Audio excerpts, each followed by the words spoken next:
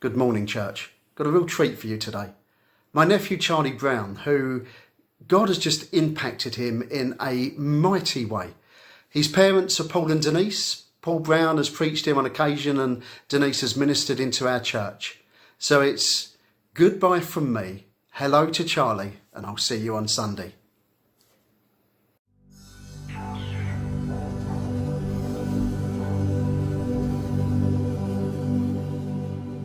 My idea of God was very tainted on what I believed God to be and who he was. Yeah, and I was in a very bad place in my life. I was addicted to all different drugs. I was addicted to alcohol. I was addicted to sex. I was living very, very wild, very reckless, not in a very bad place.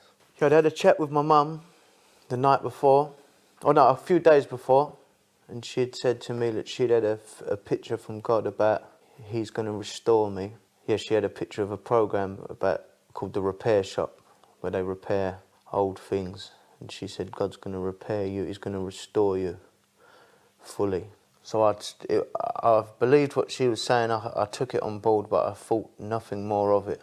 Yeah, I'd been out for a couple of days on the day before, drinking with my friends. On the Saturday night, I come home, I went to bed. The power of God come into my room and met with me in a very big way. Yeah, I was sitting in my bed and I was thrown across my bed with the power of God. I was shaking. I felt the presence of God in my room. I could hardly breathe. I couldn't sit up. I couldn't say anything.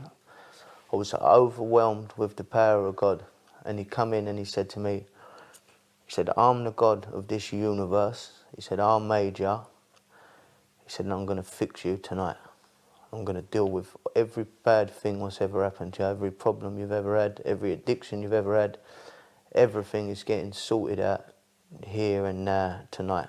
I felt my soul come out of my body, and I felt myself be taken into a room in heaven where God dealt with all of my problems, like a fixing room, like what my mum had said to me about like the repair shop. I felt myself go into this room where I felt the power of God. I was still in my room, but I felt my spirit was in heaven. I could hear. When I was in there, I said to God, have I been abducted by aliens? I asked him that question, and he said to me, you're not been abducted by aliens. And he pulled back a curtain, and I heard angels singing, the most amazing sound I've ever heard in all my life. He told me to be still, and I felt the Holy Spirit come on me, and he said to me, I want you to come back to me, and I want to take away everything. I want to shut every door that you've opened up in your life. And he said, I said, there's so many things to deal with, so much badness was happening. I said, I can't sit here and tell you all of them. And God said to me, I'm going to point things out one by one, and we're going to deal with all these things. You're going to repent of them, and we're going to take them away from your life. And I've literally felt the evil get lifted off of me, as if it was I see a black shadow above me, and I felt God taking it away from me, one thing by one thing. My eyes, it was like there was like cataracts. When you've got like a film over your eyes, I felt him. Yeah, I felt God take the cataracts off my eyes. So like metaphorically. And so I could see again, because my vision had been so clouded with lies from the devil over the years, and all badness what I'd opened myself up to, I felt him take that away from me so I could see better. While I was meeting with God, he said to me, all the damage I'd done to my heart over the years from cocaine, and all the damage I'd done to my liver through alcohol, he said to me, I'm going to physically heal your heart and your liver. Since then, I used to always have palpitations in my heart from doing so many drugs, and always had pains in my liver from so much alcohol, and I've not had any pain ever since. He said to me, I'm taking away every addiction what you had, and I've not smoked, I've not drank, and I've not touched drugs since that happened. It went on for hours and hours.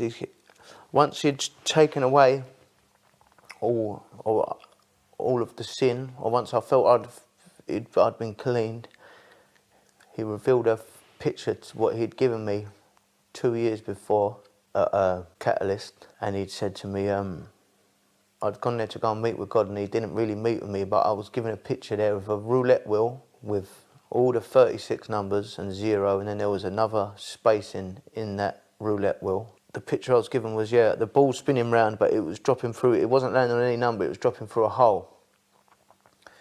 And there was a hand underneath it. And for 2 years I'd asked different people what that picture meant, and they didn't really know, and I'd ask God what it meant, what does it mean, with no answer really. And on that night, it was like he was having like a joke with me. He was laughing. He was saying, "I'm going to tell you what that meant. I'll tell you what it meant." As he was healing me, he kept saying, "I'm going to show you what that meant." It has two meanings, the picture. He said, the first one, most Christians will come and be Christians, but they're taking a gamble. But he said, he wanted me to tell people it's not a gamble. The prize, what you're winning, is like nothing else you're ever going to know. It's the most powerful prize you will ever, ever, ever win in all your life. And the other meaning, what he said about it, he said, to me personally, you've won the prize. He said, you're going to get taken to heaven when you won't be able to deny me. You won't be able to know. You're going to see me physically, you're going to feel me physically, you're going to hear angels singing, you're going to know the glory and the power of heaven. You're going to see that, and you can testify and you can tell people that that's what's happened to you. He said that was the meaning of that picture. That was the prize. He said to me, you won't know any fear anymore, and which I haven't ever since that day.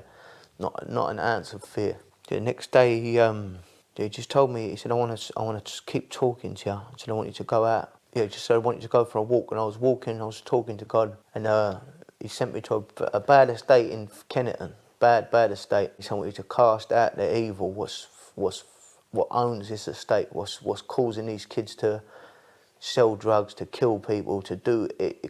He said, I want you to go and cast out the evil. What's dwelling in that place? He pointed out one geezer to me and said to me, I want you to go and pray for this. And I've never stopped anyone in the street and prayed for anyone. I said, no, I'll pray for him as I'm walking. He said, no, you go and stop this man and you go and pray for him. And I said, I don't know what you want me to pray for this man. And he said, I don't care, go and get him. So the boy was walking off, and I was chasing him down the road to try and catch up with him. And God said to me, tell him he's not going to die, this kid. Tell him I'm going to protect him. I want you to pray protection over him. So I did that, lay down to him and prayed for him. And he was shaking and crying and that, and he didn't really know what had happened either.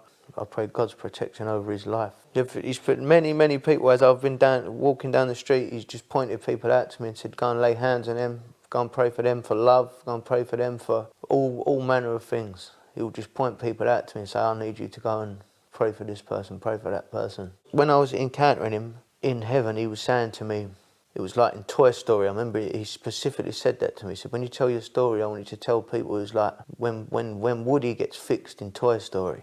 And he's sitting on the thing, and I could feel my spirit was in heaven, but my body was laying on my bed, and I could feel my limbs being moved from side to side, and I could feel my legs being moved, my head being pushed to one side. I could feel myself being fixed and healed, but I had no control over my body at all. Even to the point where I was laughing with God. I said to him, I feel like I'm going to wet myself. I said that to him. I said, I feel like I'm going to wet myself, and he's laughing. We're laughing at that joke with me. God is real, that his love is real, and his power is very, very, very real. I could never deny God or deny his power, or I know now 1,000,000% the power of God and what he's capable of and what he can do in one. What he done to me in one sitting was out of this world. All of my friends, all the people who know me are still shocked by it, astonished by it, intrigued by it. They always want to keep asking me things about it. They can physically see that I look different. They can see I talk different, like I act different. I walk in a pub now and drink Coke. I still go to the pub all the time, but I always sit and drink Coke all the time. Even that is a shock for people who know me.